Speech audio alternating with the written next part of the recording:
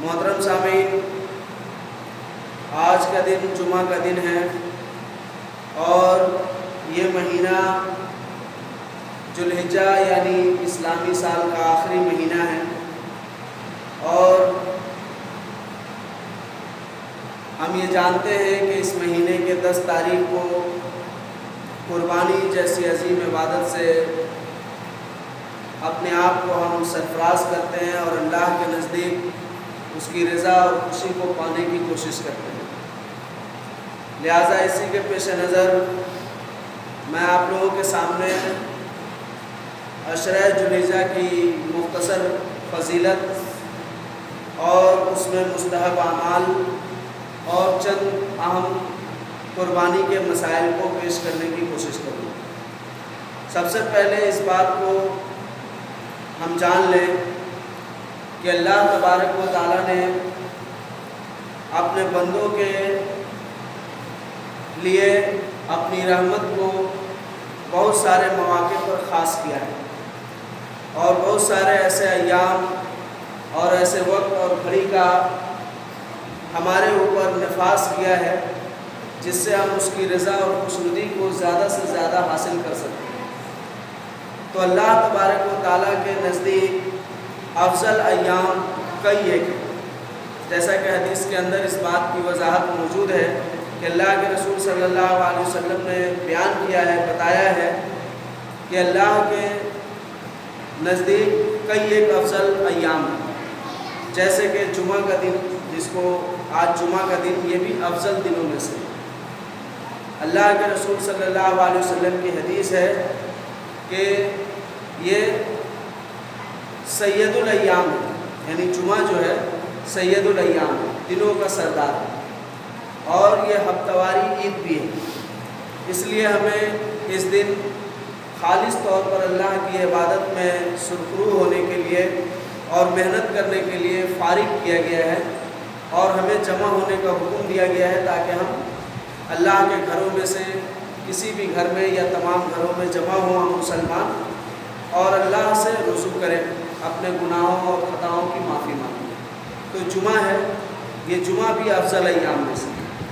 اسی طرح سے اللہ تبارک و تعالیٰ نے رمضان المبارک جیسا ایک مہینہ، مقدس مہینہ ہم پر نافذ کرتا ہے، اور اس کے آخری عشرے کو بہت زیادہ فضیلت دی گئی ہے۔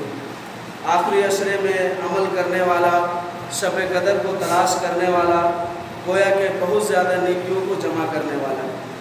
اسی طرح سے اس کے بعد جس کا آتا ہے وہ ہے محرم کا عشرہ، یعنی محرم الحرام کے شروع کے 10 دنوں، محرم الحرام جو اسلامی سال کا پہلا مہینہ ہے، جہاں سے اسلامی سال کا آغاز ہوتا ہے، اس کے شروع کے 10 دنوں کو بھی اہمیت اور فضیلت دی گئی ہے۔ اس کے آخری 10 دن کو، یعنی شروع کے جو 10 دن ہیں، اس کے 10واں دن کو روزہ رکھنے کا حکم ہے۔ آپ صلی اللہ علیہ وسلم نے پھر اس کو مزید وضاحت کرتے ہوئے فرمایا کہ یوم عاشورہ کا روزہ 9 اور 10 کو، یا 10 اور 11 کو۔ علماء کرام نے اس کی توضیح کی ہے کہ بہتر ہے کہ ہم 9، 10، 11 تینوں دن روزہ رکھ لیں، یہ زیادہ افضل اور زیادہ بہتر ہوگا۔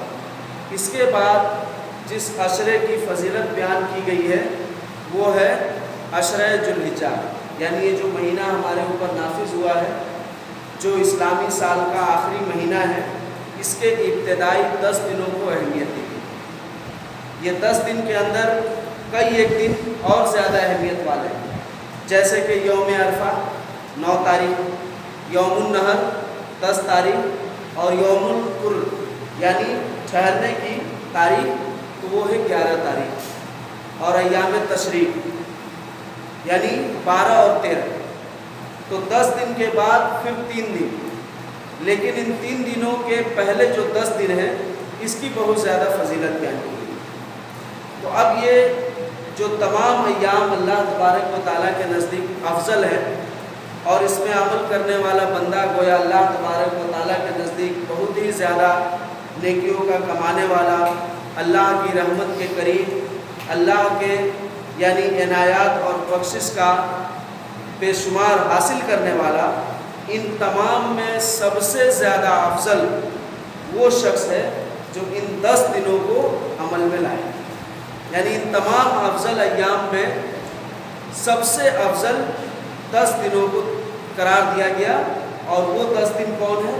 ذو الحجہ کے 10 دن۔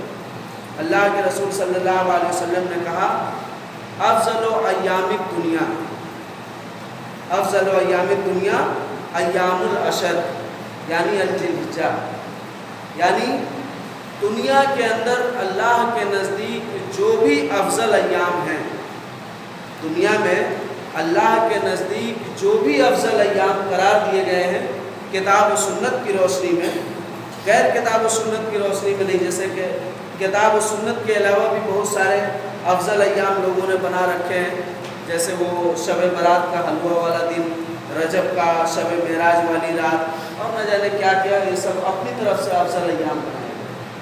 کتاب و سنت میں جو افضل ایام ہیں ان کے تفصیل کے بعد اللہ کے رسول صلی اللہ علیہ وسلم کیا کر رہے ہیں کہ ان تمام افضل ایام میں جن کو اللہ نے افضل قرار دیا ہے، جس میں عمل کرنا ایک انسان کے لیے بہت ہی زیادہ اجر و ثواب کا باعث ہے، ان تمام دنیا کے افضل ایام میں سب سے افضل دن یہ 10 دن، یعنی ذو الحجہ کے ابتدائی 10 دن۔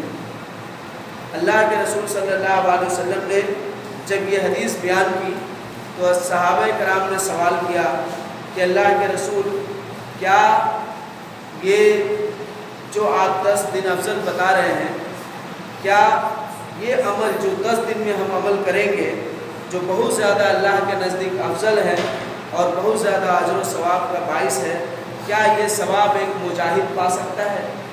تو آپ نے کہا کہ نہیں، الا یہ کہ وہ جہاد میں جائے اپنے نفس اور مال کے ساتھ، اور پورا کا پورا راہ جہاد میں ختم کر دے، یعنی اپنے آپ کو بھی قربان کر دے، اپنے مال کو بھی قربان کر دے، وہ افضل ہو سکتا ہے۔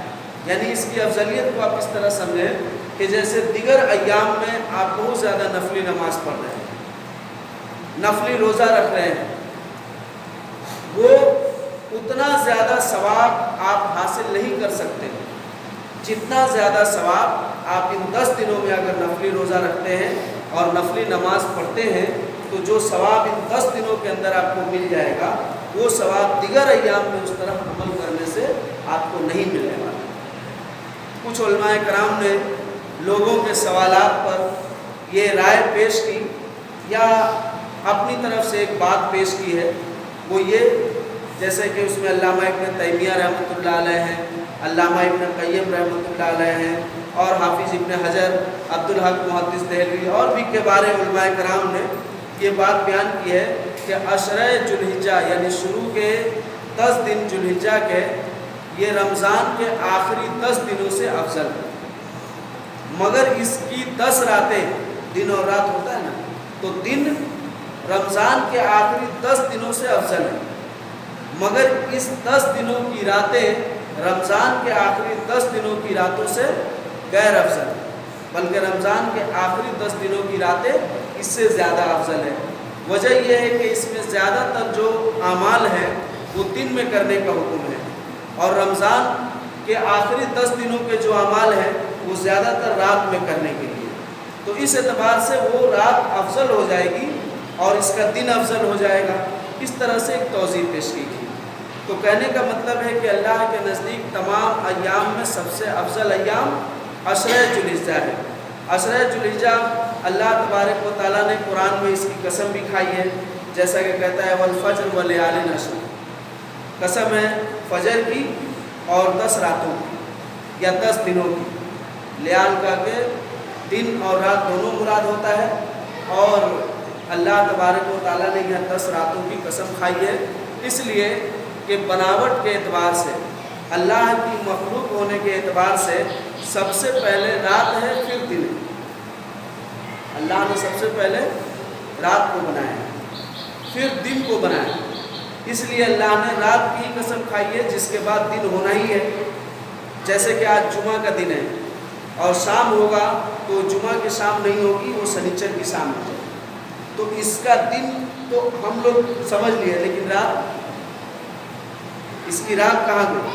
تو رات پہلے ہوئی پھر دن ہوا، یعنی جمعرات کا شام جمعہ کی رات اور یہ دن ہوا، اور اس کے شام جب ہوگا تو یہ شنیچر کا، تو شنیچر یعنی عربی مہینے میں پہلے رات پھر دن، اللہ کی تخلیق کے اعتبار سے پہلے رات پھر دن، تو اس حساب سے اللہ نے رات کا کہہ کر رات اور دن دونوں کو مراد لے لیا ہے، اور یہاں ان 10 راتوں کی یا 10 دنوں کی قسم کھائی ہے جس کی بہت زیادہ فضیلت ہے۔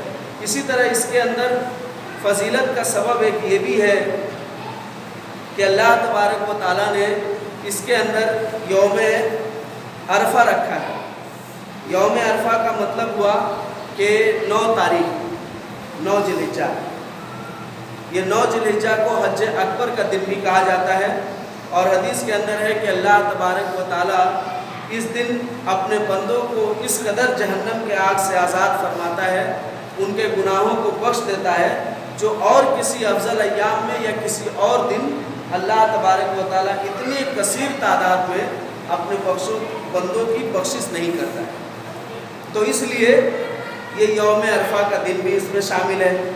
ان 10 دنوں کے اندر 9 دنوں کو روزہ کے لیے بھی مخصوص مانا گیا ہے، جیسا کہ اللہ کے رسول صلی اللہ علیہ وسلم کی بعض ازواج مطہرات خاص کر کے حفصہ رضی اللہ عنہا یہ بیان کرتی ہیں کہ آپ صلی اللہ علیہ وسلم جب یہ ذی الحجہ کا مہینہ شروع ہوتا تو آپ اس کے 1 تاریخ سے مسلسل 9 تاریخ تک روزہ رکھتے۔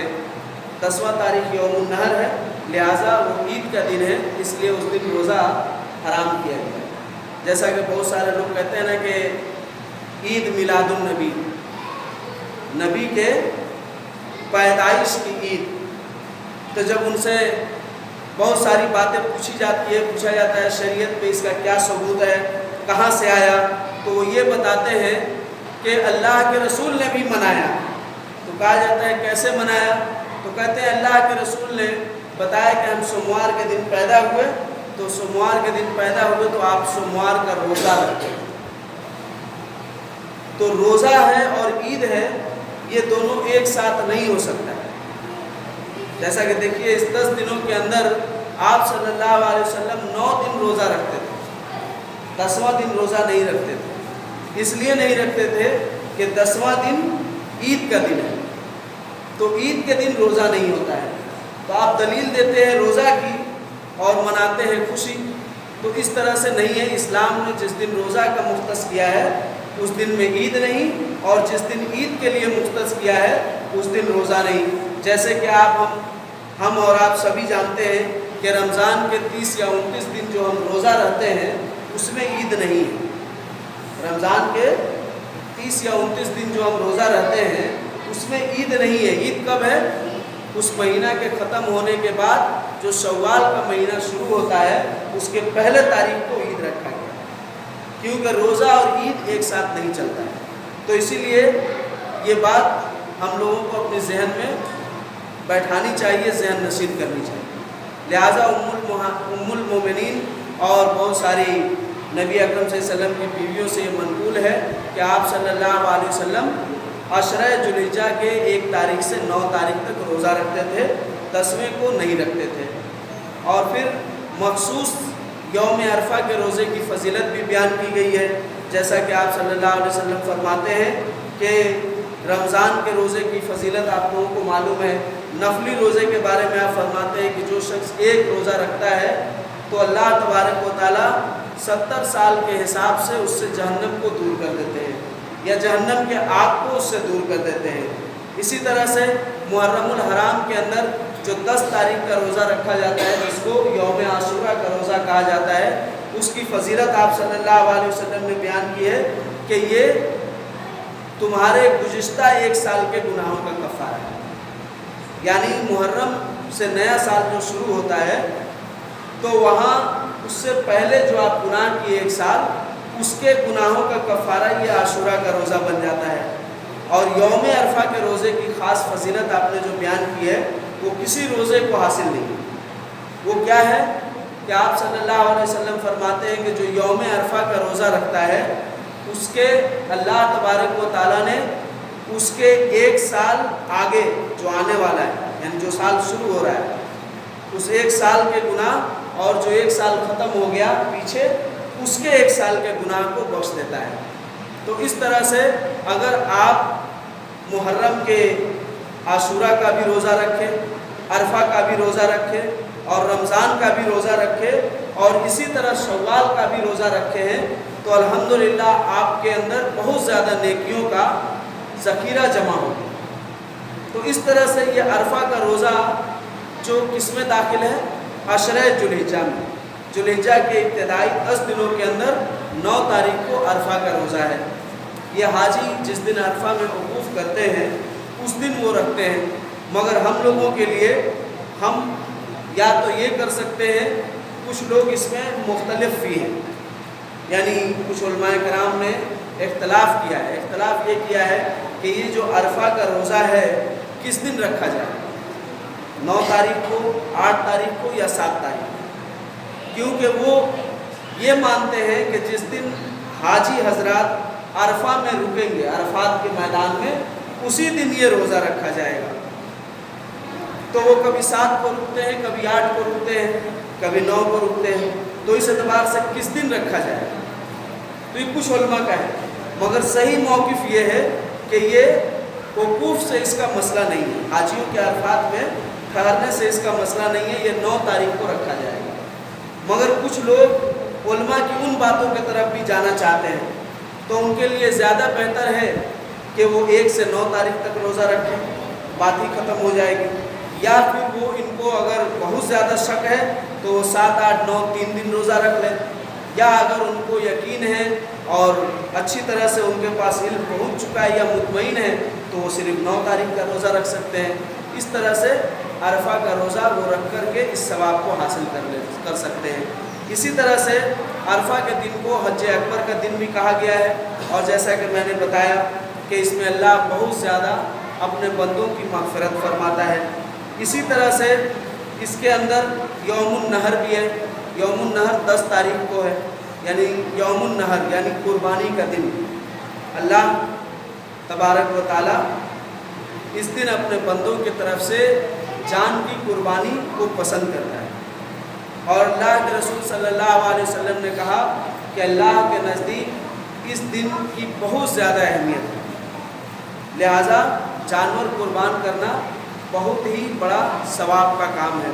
اور یہ ہمیں یاد دلاتا ہے حضرت ابراہیم علیہ السلام کا کہ وہ باپ اور بیٹے نے ایک بات کی۔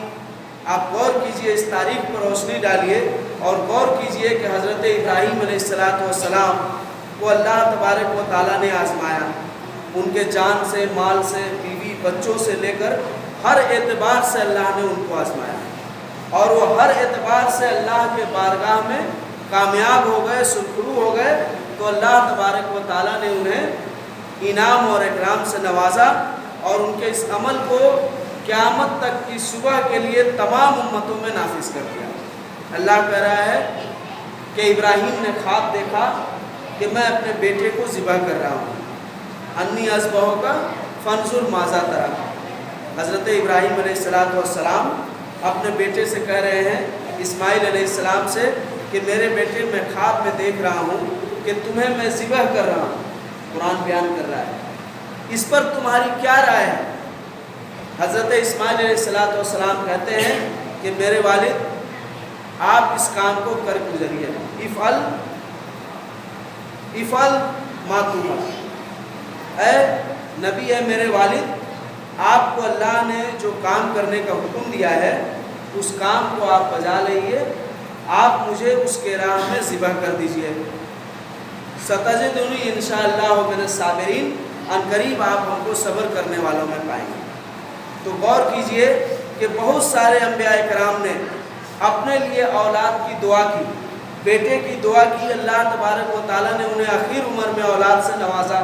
نبی اکرم صلی اللہ علیہ وسلم نے بھی اس بات کا تقاضا اللہ سے کیا تھا کہ اللہ میرے بیٹے فوت ہو چکے ہیں اور میرے نسل کو آگے بڑھانے والا کوئی نہیں، اس کے لیے تو کیا فیصلہ کرتا ہے؟ تو اللہ تبارک و تعالیٰ نے انہیں بھی تسلی دی اور بہت ساری باتیں موجود ہیں۔ یہاں غور کرنے والی بات ہے کہ ایک باپ اپنے بیٹے کی قربانی دے رہا ہے، اور ایک باپ کے لیے اس کا بیٹا ہاتھ پاؤں اور ہر طرح کے پونجی اور سرمایہ سمجھا جاتا ہے۔ اور یہاں اللہ تبارک و تعالیٰ نے پہلے حکم دیا کہ ابراہیم اپنے بیوی بچوں کو غیر ذی زرع میں چھوڑ کر آؤ۔ غیر ذی زرع قرآن بیان کر رہا ہے کہ حضرت ابراہیم علیہ السلام کو اللہ نے کہا کہ ابراہیم آپ جائیے اپنے بیوی اور بچوں کو غیر ذی زرع میں چھوڑ کر آئیے۔ غیر ذی زرع کا مطلب ہوتا ہے بنجر زمین، بغیر کھیتی والی جگہ، جہاں کسی طرح کی کوئی آبادی نہ ہو، ویران چٹیل میدان، وہاں آپ چھوڑ کر آئیے میرے گھر کے پاس، یعنی ایک نشانی کے پاس جہاں میرا گھر ہوا کرتا تھا۔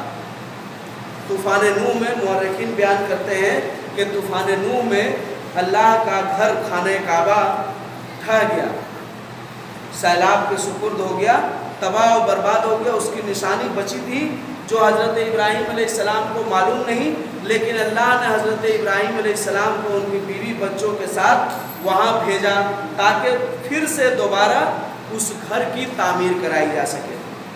قرآن کے اندر اللہ نے سورہ آل عمران میں بیان فرمایا ہے کہ میرا گھر دنیا کے اندر جو سب سے پہلا ہے اور سب سے پرانا گھر اللہ کی عبادت کے لیے وہ کون سا ہے؟ خانہ کعبہ ہے، جس کو مسجد حرام کہا جاتا ہے۔ مسجد حرام اور اس جگہ کی بھی بہت زیادہ فضیلت اور اہمیت بیان کی گئی ہے، اور حدیث کے اندر یہ الفاظ موجود ہیں کہ اگر کوئی شخص زیارت کی نیت سے، زیارت یعنی ایسے کام کی نیت سے کہ کسی چیز کو دیکھنے سے ثواب ہوتا ہے، جیسے ہم لوگ زیارت کا مسئلہ کیا سمجھتے ہیں؟ زیارت کے لیے ہم لوگ اجمیر بھی جاتے ہیں، قطب الدین بختیار کاکی کے یہاں بھی جاتے ہیں، بہت ساری چیزیں زیارت کی ہم نے بنا لی ہے، مگر یہ اسلام نے ہمیں نہیں دیا اور اس پر کسی بھی طرح کے ثواب کی امید نہیں ہے۔ مگر آپ زیارت کے لیے جانا چاہتے ہیں تو حدیث کے الفاظ ہیں کہ زیارت کے لیے اگر کوئی شخص سفر کرنا چاہتا ہے، سفر کر کے ہی جاتے ہیں نا، تو وہ 3 جگہ ہے، اس کے علاوہ اور کوئی جگہ وہ زیارت کی نیت سے نہیں جا سکتا ہے۔ وہ کیا ہے؟ مسجدی، اللہ کے رسول نے کہا میری مسجد یعنی مسجد نبوی جو مدینے میں، اور بیت اللہ یعنی خانہ کعبہ، مسجد حرام جو مکہ میں ہے، اور مسجد اقصی جو فلسطین کے اندر ہے، یروشلم میں۔ مسجد اقصی جو آج یہودیوں کے نرگے میں ہے اور اس کی بھی غلط شبیہ پیش کی جاتی ہے، تو یہ 3 مسجد ہے جس کے لیے ہم سفر کر کے اور ثواب کی نیت سے، زیارت کی نیت سے جا سکتے ہیں۔ مسجد کہا گیا ہے، مزار نہیں کہا گیا ہے۔ مزار مطلب کیا ہوتا ہے؟ زیارت کی جگہ، تو مزار نہیں ہے، مسجد کو کہا گیا ہے، یعنی یہ 3 مسجدوں کا آپ سفر کر سکتے ہیں۔ تو کہنے کا مطلب ہے کہ اللہ کے رسول صلی اللہ علیہ وسلم نے اس بات کو بیان کیا، اور اللہ تبارک و تعالیٰ نے حضرت ابراہیم علیہ السلام کو وہاں بھیجا، اور پھر کیا ہوا غور کیجئے، پھر وہ کھجور اور پانی کے ساتھ گئیں، وہاں زندگی بسر کرتی رہی، گود میں چھوٹا بچہ۔ کہانی یہ قصے آپ نے 12 سنا ہوگا اس موقع پر، تو غور کرنے والی بات یہ ہے کہ یہ قصے کو آپ سمجھیے، اس پر غور کیجئے کہ اللہ نے عشرہ ذوالحجہ یعنی ذوالحجہ کے 10 دنوں کو کیوں اتنا زیادہ اہمیت دیا ہے، اور کیوں اللہ کے رسول صلی اللہ علیہ وسلم نے کہا کہ تمہارے لیے اللہ نے بہت سارے ایام کو فضیلت دی ہے، عشرہ محرم کو، عشرہ رمضان کو، جمعہ کے دن کو، اور اس طرح بہت سارے ایام ہیں، لیکن ان تمام ایام میں دنیا کے تمام ایام جو اللہ نے افضل کیے، ان تمام ایام کے اوپر سب سے زیادہ افضل ایام کیا ہے؟ عشرہ ذوالحجہ یعنی ذوالحجہ کے 10 ابتدائی دن، یہ تمام افضل ایام میں افضل ہے۔ یہاں تک کہ علماء نے رمضان کے آخری 10 دنوں سے بھی زیادہ افضل اس کو قرار دیا ہے۔ علامہ حافظ ابن حجر رحمۃ اللہ علیہ اس کے افضلیت کا ایک سبب یہ بھی بتاتے ہیں کہ اللہ نے ممکن ہے کہ اس لیے اس کو افضل قرار دیا ہو، کس لیے کہ یہ ایسے 10 دن ہیں جس کے اندر تمام امہات العبادات جمع ہو جاتے ہیں، جو اور دیگر ایام میں یا دیگر افضل ایام میں جمع نہیں ہوتے۔ کیا افضل ایام یعنی کون سی امہات عبادات جمع ہو جاتی ہیں؟ 5 وقت کی نمازیں ان 10 دنوں میں آپ پڑھیں گے ہی، جمعہ اگر آیا تو جمعہ پڑھیں گے ہی۔ اس کے بعد حج کا جو دن ہے یہ 10 ہی دن ہے، تو حج کے یہ 10 دن کیا اس کو آپ کسی اور مہینے میں مؤخر کر سکتے ہیں؟ نہیں۔ حالانکہ روزے کے بارے میں اللہ نے قرآن میں کہا ہے کہ فرض روزے جو تمہارے اوپر ہیں، اگر تم سفر میں ہو یا مریض ہو تو فی عدت ایام اخر، اس کو دوسرے مہینے میں قضا کر لو۔ لیکن حج کو بھی کہا ہے کہ اگر تم حج کے مہینے میں حج نہیں کر سکے تو اس کو دوسرے مہینے میں کر دو۔ تو حج یعنی مالی قربانی، جانور کی قربانی 10 تاریخ کو ہے، یعنی قربانی 10 تاریخ کو ہے۔ اس کے بعد 3 دن ایکسٹرا دیا گیا اسی مہینے میں، لیکن اس کے بعد اگر آپ دوسرے مہینے میں قربانی کرنا چاہیں تو کر سکتے ہیں؟ نہیں کر سکتے۔ تو جان کی قربانی، مال کی قربانی، اعضاء و جوارح کی قربانی یعنی عبادات، صدقہ و خیرات اور روزے۔ یوم عرفہ کا روزہ اور نبی اکرم صلی اللہ علیہ وسلم سے ثابت ہے کہ 1 سے 9 تاریخ تک یعنی نفلی روزہ، تو روزہ، نماز، حج، صدقہ و خیرات جو زکوٰۃ کی دوسری صورت ہے، اور عمرہ اور قربانی، یہ اہم عبادت ہے۔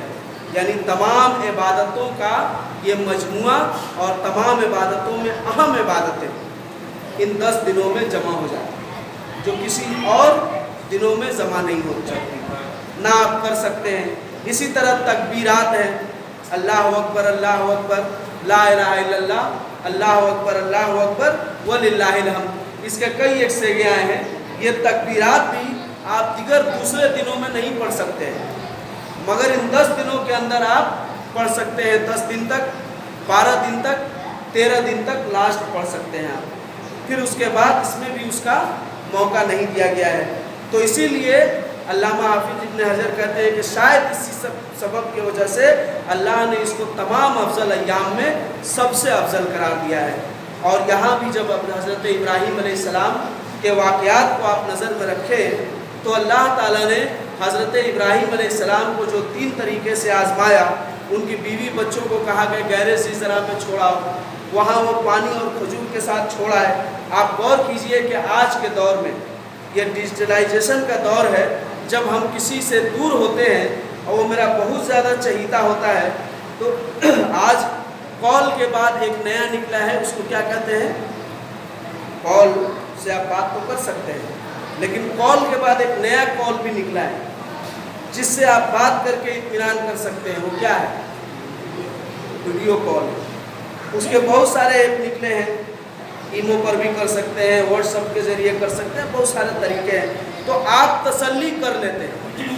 مگر یہ بتائیے کہ جب حضرت ابراہیم علیہ السلام نے اپنے بیوی اور بچوں کو گہرے سی زرع میں اپنے ملک سے کوسوں دور چھوڑ کر آیا اور آئے اللہ کی رضا کے لیے، اللہ نے انہیں حکم دیا، اس کی رضا کے لیے آئے، اور جب حضرت حاجرہ علیہ السلام کو پانی ختم ہو گیا، کھجور ختم ہو گیا اور بچہ پلکنے لگا، رونے لگا، اس وقت جو صفا اور مروہ پہاڑی پر سعی کی دوڑی پانی کے تلاش میں، جو حاجی حضرات ہیں گئے ہیں جانتے ہیں کہ اس کی کیا دوری ہے اور اس پر چکر لگانے میں کیا آفتیں آتی ہیں۔ ایسے صورت میں جو پریشان حال تھی، اس وقت تو کوئی کال، ویڈیو کال یا کسی طرح کی کوئی مدد نہیں تھی، تو کیا حالت تھی؟ اور غور کیجئے کہ حضرت ابراہیم علیہ السلام نے اللہ کی رضا کے لیے کتنی بڑی قربانی دی، تو یہ اس میں وہ کامیاب ہو گئے۔ پھر اللہ تبارک و تعالیٰ نے انہیں کہا کہ آپ اس نشان پر جہاں میں آپ کو وضاحت کر رہا ہوں وہاں میرے گھر کی تعمیر کیجئے، آپ باپ بیٹے مل کر، جس کا تذکرہ اللہ نے سورہ بقرہ کے اندر کیا ہے کہ باپ اور بیٹے دونوں مل کر اللہ کے گھر کی تعمیر کر رہے ہیں، اور پھر دعا کر رہے ہیں ربنا تقبل انکا انت السمیع العلیم، اے اللہ تو ہماری اس دعا کو، ہمارے اس کام کو قبول فرما لے، تو سننے والا ہے۔ اور اللہ بھی کہہ رہا ہے کہ ہم ابراہیم کو گھر بنانے کے بعد یہ وصیت اور نصیحت کر رہے ہیں کہ ابراہیم اس گھر کو پاک و صاف کر سجدہ کرنے والوں کے لیے، اللہ کی عبادت کرنے والوں کے لیے، اور یہ اعلان کر دے کہ لوگ ہر سال یہاں حج کے لیے آئیں۔ وہ کہتے ہیں میں کیسے اعلان کروں گا؟ تو اللہ انہیں سجھاؤ دیتا ہے جس کو کہتے ہیں مقام ابراہیم، جہاں نماز پڑھتے تھے ابراہیم علیہ السلام، اور اس کے بعد ایک آپ جائیں گے تو وہاں دیکھیں گے کہ ایک پاودان بھی رکھا گیا ہے، یعنی اس پر ابراہیم علیہ السلام کے پاؤں کا نقش ہے، اس پتھر پر جو حتیم کا حصے میں آتا ہے۔ تو اس پر اللہ نے انہیں کہا کہ آپ چڑھ کر آواز لگائیے، اور انہوں نے آواز لگائی، اور اس آواز کو اللہ نے پوری دنیا میں پھیلا دیا، جس کا یہ سبب ہوا کہ ہر سال پوری دنیا سے حجاج کرام وہاں پہنچتے ہیں، اس کے بعد بھی وہ جگہ تنگ نہیں ہوتی، حالانکہ ایک ملک آبادی کے لیے پریشان ہو جاتا ہے، کہتا ہے آبادی بڑھ رہی ہے، بے روزگاری بڑھ رہی ہے، کیونکہ آبادی بڑھ رہی ہے، اور آبادی بڑھ رہی ہے تو رہنے کے لیے جگہ شارٹ پڑ رہا ہے۔ یہ ساری چیزیں اللہ نے وہاں کے لیے نہیں رکھی، وہاں پورے دنیا سے کروڑوں حاجی جاتے ہیں، اور ان کے لیے کسی بھی طرح کی تنگی اور جگہ کے شارٹیج کا کوئی مسئلہ آج تک نہیں آیا۔ یہ اللہ نے وہاں خاص انتظام کر رکھا ہے، اور یہ چیز بھی ہمیں انہی 10 دنوں کے اندر دیکھنے کو ملتا ہے، اس کے علاوہ پھر وہ منظر نہیں ملتا۔ تو اللہ تبارک و تعالیٰ نے اس قربانی کو قبول کیا اور ان سے خدمت لیا۔ پھر انہوں نے ایک قربانی چاہی کہ اپنے بیٹے کو میرے راہ میں کیا کیجئے، ذبح کر دیجئے۔ بیٹا بھی تیار ہو گیا، اللہ نے اس کے بدلے جانور کی قربانی کر دی۔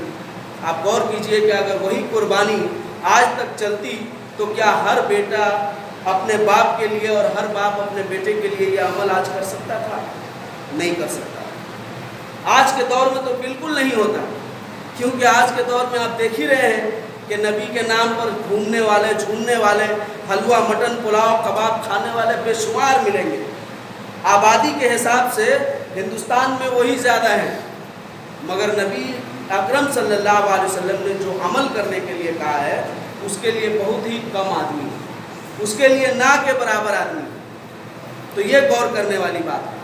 تو آج کون شخص ہوتا، کون ایسا باپ جو اپنے بیٹے کی قربانی دیتا؟ تو اللہ نے اس کو بھی تبدیل کر دیا، کہا ابراہیم تم نے اپنے خواب کو سچ کر دکھایا، اب ہم تمہارے لیے کیا کرتے ہیں کہ اس کی جگہ جانور قربان کر دو، وَفَدَيْنَاهُ بِذِبْحٍ عَظِيمٍ، اور تمہارے اس عظیم عمل کو ہم قیامت کی صبح تک کے لیے ہر امت میں نافذ کرتے رہے۔ تو ہر امت میں قربانی کا ثبوت ہے، اب کوئی بلی کے نام سے کہے، یگ کے نام سے کہے، جس نام سے کہے، ہر امت میں اور ہر مذہب میں قربانی کا ایک ثبوت موجود ہے جو یہیں سے آئی ہے۔ اور اللہ نے اس کام کی وجہ سے، اور پھر تیسرا امتحان لیا، اللہ نے بتوں کے سامنے نہیں جھکنے دیا، اور بتوں کو توڑ دینے پر آگ میں جلائے جانے کا۔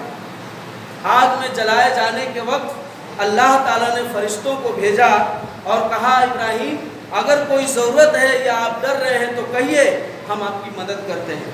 روایت میں موجود ہے، احادیث کی کتابوں میں موجود ہے، ابراہیم علیہ السلام نے اس وقت بھی یہی کہا، کیا کہا فرشتوں سے کہ مجھے جس نے پیدا کیا ہے وہی مجھے ہدایت دینے والا ہے اور وہی میری حفاظت کرنے والا ہے، تمہارے حفاظت کی کوئی ضرورت نہیں۔ اور آگ میں کودتے وقت انہوں نے ایک دعا پڑھی، اللہ کے رسول صلی اللہ علیہ وسلم نے اس دعا کی بھی بہت زیادہ اہمیت بیان کی ہے۔ وہ دعا کیا ہے؟ حسبنا اللہ و نعم الوکیل نعم المولا و نعم النصیر۔ کہا اللہ کے رسول نے کہ اے میرے امتوں یاد رکھو اس دعا کے اندر اسم اعظم ہے، اور تمہیں معلوم ہونی چاہیے کہ یہ وہ دعا ہے کہ جس وقت ابراہیم آگ میں ڈالے جا رہے تھے اس وقت یہ دعا پڑھ رہے تھے۔ اور اس دعا کی فضیلت اور اس کا مشاہدہ قرآن نے بیان کیا کہ جب وہ ڈالے گئے تو قرآن کو اللہ نے حکم دیا، یعنی آسمان اور زمین کے مخلوقات کو، آگ کو، ساری چیزوں کو، کہ میرے ابراہیم کے لیے سلامتی والی تھی۔ پھر اللہ تبارک و تعالیٰ نے ان کے تمام امتحان میں پاس ہونے کے بعد اپنے تمام بندوں کو مخاطب کرتے ہوئے، اچھے برے تمام انبیاء کرام کو، تمام انسانوں کو مخاطب کرتے ہوئے کہا وَمَنْ أَتَى بِقَلْبٍ سَلِيمٍ، کون ہے جو ابراہیم جیسا بے روک دل لے کر میرے پاس ہے۔ یعنی ہر ایک کے دل میں کسی نہ کسی طرح کی کجی ہوتی ہے. جیسے کہ حضرت ابراہیم کے واقعے کو دیکھیے کہ اللہ نے ان کو بیٹا ذبح کرنے کا حکم دیا. اسی طرح سے آپ ادھر غور کیجئے کہ اللہ تبارک و تعالیٰ نے نبی اکرم صلی اللہ علیہ وسلم کو جب حکم دیا کہ آپ نے جس کا نکاح زید سے کیا ہے، زینب بنت جہش کا نکاح زید رضی اللہ تعالیٰ عنہ سے ہوا تھا، تو آپ ان دونوں میں نہیں ہوا، طلاق ہو گیا، تو آپ کو اللہ نے حکم دیا کہ آپ ان سے کر لیجئے. اب وہاں پر وہ جھجکنے لگے کہ تو میری بیٹی، پھر لوگ کیا کہیں گے، پھر لوگ کہیں گے کہ اس طرح کی بات. تو اللہ نے سورہ احزاب میں بیان کیا کہ آپ کیوں جھجک رہے ہیں، لوگوں کے باتوں سے آپ کیوں ڈر رہے ہیں، یہ اللہ آپ کو حکم دے رہا ہے، آپ کر گزریے، آپ ان سے نکاح کر لیجیے. تو یہ ابراہیم علیہ السلام، یہ کوئی بہت بڑی بات نہیں تھی، لیکن ایک شرمندگی کی بات جہاں انہیں جھجک ہو گئی. اسی طرح حضرت موسیٰ علیہ السلام کے واقعے کو لیجئے. وہ الگ ایک جا کر کے ایک غار کے خو میں کیا کرتے تھے، غسل کرتے تھے. حالانکہ بنی اسرائیل کا یہ طریقہ نہیں تھا، وہ سب ایک ساتھ غسل کرتے تھے، یہ چھپ کر غسل کرتے تھے. تو بنی اسرائیل والوں نے منصوبہ بنایا کہ کیا بات ہے جو موسیٰ چھپ کر غسل کرتے ہیں، کہیں ایسی بات تو نہیں کہ ان کے جسم میں کوئی روگ ہو، کوئی پریشانی ہو، کوئی اس طرح کی بات ہو. تو انہوں نے کیا کیا کہ جب موسیٰ علیہ السلام غسل کر رہے ہیں تو وہاں وہ لوگ جا کر کے جو پہاڑ کا یہ تھا وہاں سے یہ کر لیے، اور اللہ نے اس پتھر کو حکم دیا، اس پر وہ کپڑا رکھے تھے، پتھر ان کا کپڑا لے کر بھاگنے لگا. بس موسیٰ اس کپڑے کو لینے کے لیے نکلے تو سارے لوگوں نے دیکھ لیا کہ ان کو کوئی روگ نہیں ہے، یہ الگ ایک طریقے سے نہا رہے ہیں، جس کا تذکرہ اللہ نے سورہ احزاب کے آخر میں کیا. یعنی یہ جھجک ہے. اس طرح کے کئی ایک. لیکن جب اللہ نے ابراہیم کو کہا کہ اے میرے ابراہیم آپ اپنے بیٹے کو ذبح کیجئے، تو ان کو جھجک آنی چاہیے تھی کہ اپنے بیٹے کو کیسے ذبح کر دے جو اتنی مدتوں کے بعد ہوا. جیسا کہ اللہ نے تذکرہ کیا ہے کہ جبرائیل اور فرشتے آئے اور آ کر کے حضرت ابراہیم علیہ السلام کی بیوی کو بشارت دیا، کہا کہ آپ کے یہاں بیٹا ہونے والا ہے. تو وہ اپنے ہاتھ کو اپنے سر پر ماری اور کہا کہ میں بوڑھی ہو چکی ہوں، مجھے اب کیا اولاد ہونے والا. اس کا تذکرہ اللہ نے کھینچا ہے، نقشہ کھینچ کر قرآن کے اندر بیان کیا اور کہا کہ کہہ دو کہ ایسا ہی ہونے والا ہے. اب اتنے مدتوں کے بعد جو بیٹا پیدا ہوا، اللہ کہہ رہا ہے اس کو میرے راہ میں ذبح کر دو. تو وہاں جھجک تو ہوگی ہر ایک باپ کو، مگر ابراہیم علیہ السلام کو وہاں کوئی جھجک نہیں ہوئی. اٹھائے اور جا کر کے ذبح کے لیے لٹا دیا. یہ جھجک والی بات اللہ کے لیے کیسا جھجک. آج کے دور میں بھی ایسے ماحول میں بھی بہت سارے لوگ جھجک رہے ہیں نیک اعمال کرنے میں، بہت سارے لوگ فائدہ اٹھانے کی کوشش کر رہے ہیں. غور کرنے والی بات ہے اور سمجھنے والی بات ہے کہ اللہ تبارک و تعالیٰ نے اس قربانی کے بدولت اور ابراہیم علیہ السلام کے بے روک دل کے بارے میں بات کر رہا ہے. کہہ رہے ہیں ان کا قلب سلیم ہے، قلب سلیم، ایسا دل کہ جو اللہ کے حکم پر ذرہ برابر بھی نہیں جھجکتا ہے. آج ہم کیا کر رہے ہیں؟ اچھا مسئلہ پوچھ رہے ہیں. کیا مسئلہ پوچھ رہے ہیں جانتے ہیں؟ کیا مسئلہ؟ اچھا قربانی ہم کر رہے ہیں تو مان لیجئے کہ بانٹنا تو ہے یہ ہے، لوگوں کو گوشت دینا ہے یہ ہے، لیکن اگر ہم قربانی کر رہے ہیں اور اس میں اچھا پیس اپنے لیے رکھ لیں، اب یہ کوئی مسئلہ ہے؟ یہ بھی کوئی مسئلہ ہے؟ اس مسئلے کی بھی کوئی حقیقت ہے؟ اچھا پیس رکھ لیجئے گا تو کا دیجئے گا، تو اس سے اچھا دیوے مت کیجئے، کیا پریشانی ہے؟ سبھی رکھ لیجئے گا، سبھی رکھ لیجئے. آپ کو کہاں کہا جا رہا ہے دینے کے لیے؟ پورے ہی کھا لیجئے. مگر لوگ ایسے بھی مسائل بنا رہے تو یہ کون سی قربانی، یہ کون سا اللہ کا تقویٰ ہے؟ تو اگر ایسے لوگوں کو کہا جائے کہ اپنے بیٹے کو ذبح کر دو تو کہیں گے اچھا تو بہتر ہے نا کہ ابھی تو ہم لوگ 2 بیٹا ہو گیا ہے اور ایک تو پتہ نہیں حاملہ ہے، پتہ نہیں کیا ہوگی بیٹی کی بیٹا، تو بہتر ابورشن کروا کر رہے. وہ تو قربانی ہوا نا. اس طرح بھی مسئلہ آ جاتا. اچھا ہوا جو اللہ تبارک و تعالیٰ نے اس کے جگہ جانور قربان کرنے کا حکم دیا. ایسے ہی فیملی پلاننگ کی توسیع اور تجویز بڑھ رہی ہے، اور یہ حکومت باطلہ جو سینٹر میں بیٹھ کر کے بدتمیزی سے بھرپور ہے، اس کے نئے نئے نسخے تو اور بھی لوگوں کو परेशान हाल कर दे रही है। तो गौर करने वाली बात है, और इन सब बातों को समझने के बाद ये बात हकीकत और वाज़ेह हो जा रही है कि इसी की वजह से अल्लाह तबारक व तआला ने इन 10 दिनों को इतना ज़्यादा अहमियत दिया जो और दिनों को अहमियत हासिल नहीं। इसके अंदर आप तकबीर करें और रोज़ा रखें, और इसके अलावा और भी बहुत सारी चीज़ें इसके अंदर है। तकबीरात के ताल्लुक़ से ये फजीलत भी बयान की गई है कि हज़रत अब्दुल्लाह इब्न मसूद रज़ी अल्लाह ताला अन्हु के बेटे कहते हैं कि अगर कोई शख्स रास्ते पर क्या करे, कपड़े लेकर बैठे और हीरे जवाहरात लेकर बैठे और लोगों को बांटता चला जाए, और उसके बगल में एक शख्स बैठकर तकबीरात पढ़ता रहे इन दिनों में, तो तकबीरात पढ़ने वाला उस आदमी से ज़्यादा अफजल हो जाएगा जो लोगों को हीरे जवाहरात और कपड़े बांट रहा है। तो ये तकबीरात इस महीने में पढ़ने की 10 से 9 से आप 13 तारीख तक पढ़ सकते हैं, या फिर 1 तारीख से 13 तारीख तक तकबीरात पढ़ सकते हैं। इसकी फजीलत है। और इसके अलावा कुर्बानी के भी बहुत सारे मसाइल हैं जो इंशाअल्लाह आपके सामने अब तो बयान करने का मौका नहीं है, लेकिन इससे पहले बयान किया गया है। उन चीज़ों को आप अपने अंदर मलहूज़ रखिए, और जो चीज़ें नहीं मालूम हैं वो आप लोग राब्ता करके उलमाए कराम से मालूम कर सकते हैं, ताकि आपकी कुर्बानी सही और बेहतर हो सके, खुलूस लिल्लाह के साथ हो सके।